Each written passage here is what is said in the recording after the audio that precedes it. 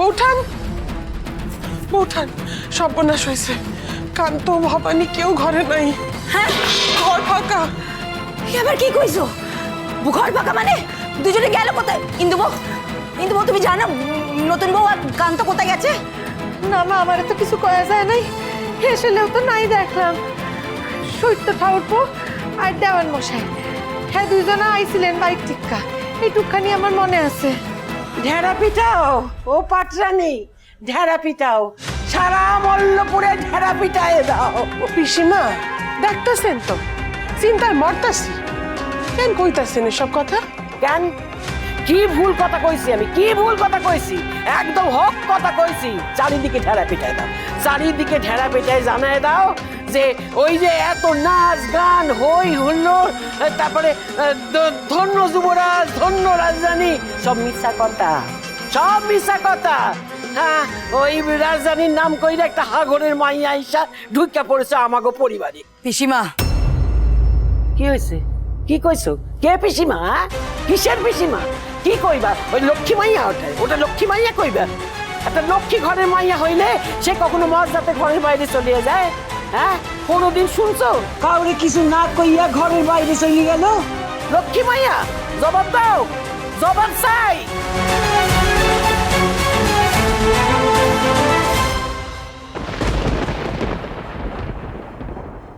চুপ কইরা আছো কেন? হ্যাঁ, মুখে কোন উপায়টা তুমি ওরে বাঁচাইতে পারবা না।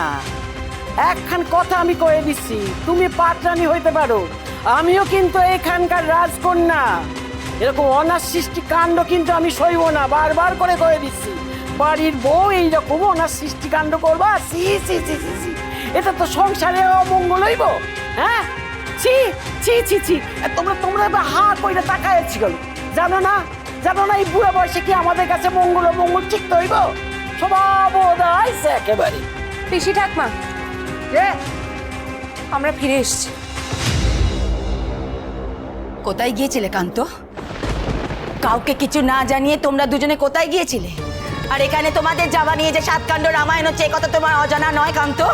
মা মা একটু শান্ত হও, ভবানী পুরো কথাটা শোনো আগে। না, শুরু হয়ে গেল। একখানা দপ্তর পুত্তুর আর আরেকখানা আবোদা বই হয়ে সালিশি করতেছে। তা বাবা কোথায় গেছিলে বাবা?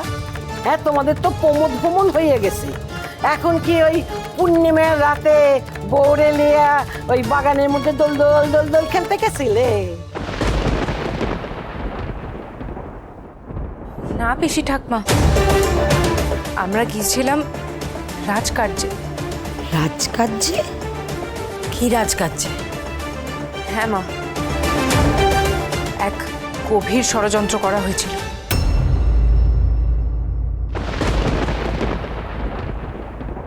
সত্য ঠাকুরপো, দয়ারাম দাদা, নিয়ে চলো, একে নিয়ে চলো অন্তরে এক্ষুনি।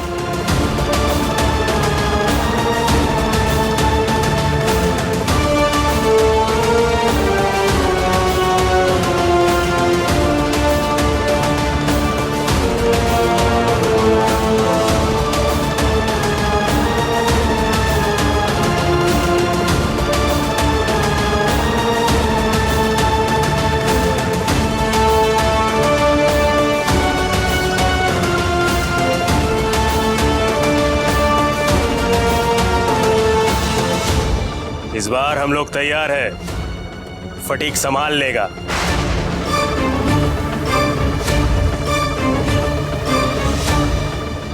সর্বনাশ, এ তো ফটিক। এই ভয়খানা পেয়ে তো কালকে আপনার কাছে ছুটে গিয়েছিলাম। আরে বুঝতে পারছেন তো শালাবাবু? এখন চুপ করে যাও। ভবানী বৌঠানের চোখ খুব তীক্ষ্ণ, কে চোখ ঘুরতে কে উঠে বেরিয়ে আসবে। কিন্তু এই গর্ত ফটিক ধরা খেলো কি করে? কি ব্যাপার, এত চেঁচামেচি কিসের? ভবানী মা, রামকান্ত, ব্যাপারখানা কি? কে এই লোক? আমি সবার কাছে ক্ষমা চাইছি। কাল রাতে আমরা মহালে ছিলাম না খুড়োমশাই, আর আমি কাউকে না জানিয়ে বিনা অনুমতিতে যুবরাজের সঙ্গে বেরিয়েছিলাম।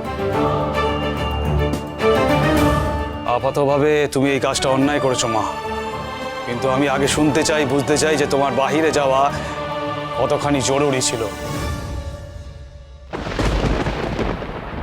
রামকান্ত, আমি জিজ্ঞেস করেছি কে এই লোক যাকে পিছমোড়া করে আনা হয়েছে?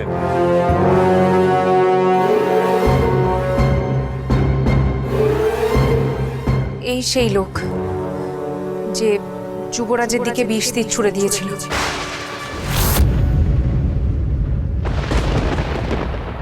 তাকে বন্দি করে এনেছি।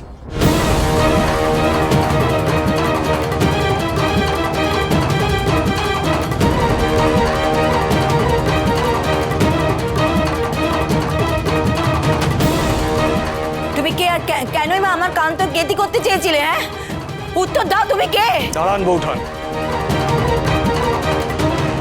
আগে পুরো ঘটনাটা জানতে দিই। হ্যাঁ ভবানী মা, বলো।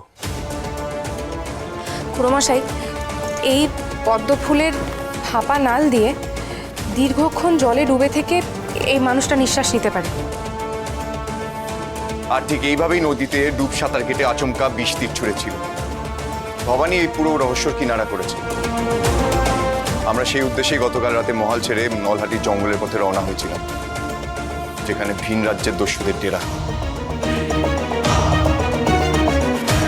রঘুরাজা, বৌঠানের ধারণা ছিল নতুন করে শিবির প্রস্তুত করা সম্ভব না, তাই আমরা ঘুরে ফিরে গেছি ভেবে শত্রুরা আবার যথাস্থানে ফিরে আসবে। এবং রাজরানীর সেই অনুমান সম্পূর্ণ সঠিক ছিল রঘুরাজ। এর আগে শত্রুপক্ষ বারংবার আগে থেকে খবর পেয়ে গেলেও এবারের আকস্মিক আক্রমণের জন্য একেবারেই প্রস্তুত ছিল। আর তাই আমরা এই আততায়ীকে ধরতে পেরেছি।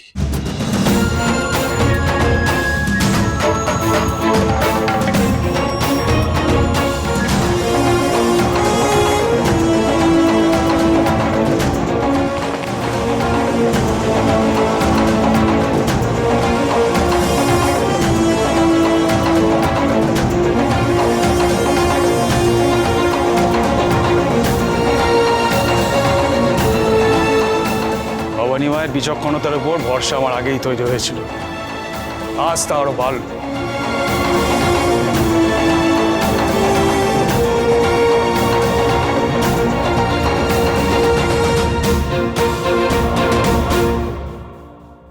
না তুমি নাটোরের শত্রু, না তুমি যুবরাজ রাজরানীর শত্রু। তোমার তো এই কাজ করার কথা নয়। আমি জানতে চাই, কিসের লোভে, অর্থের লোভে এই কাজ করেছো? কার নির্দেশে এই কাজ করেছো? আমি নাম জানতে চাই। সর্বনাশ, নাম বলে দেবে নাকি এই ফটিক আমাদের? এখানেই তো সব শেষ। উত্তর দাও, বলো।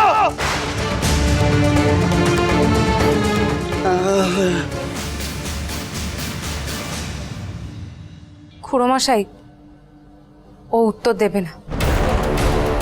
দুর্ভাগ্যবশত ও শত্রুর নাম বলতে পারবে না, কারণ ওর বাকশক্তি নেই।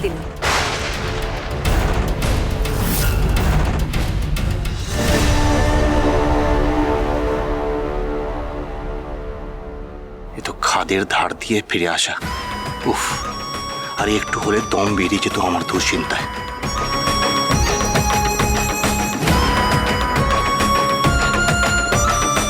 যখন নিরস্ত্র অবস্থায় তোমরা কিছু করতে পারলে না, ওকে হত্যা করতে পারলে না, সশস্ত্র অবস্থায় আর কি করবে?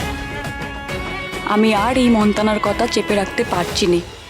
মাকে সব জানাবো। অনেক হয়েছে, অনেক। পেশার দাদার আমার স্বামীকে নিয়ে এসব বিপদের মধ্যে পেলা। জানাজানি হলে সংসার যাবে। তেনার মা আমায় কোনোদিনও গড়ে তুলবেন না। আর আমি মারে জানাবো, আজই জানাবো, আর সব জানাবো। রাজরাজেশ্বরী রানী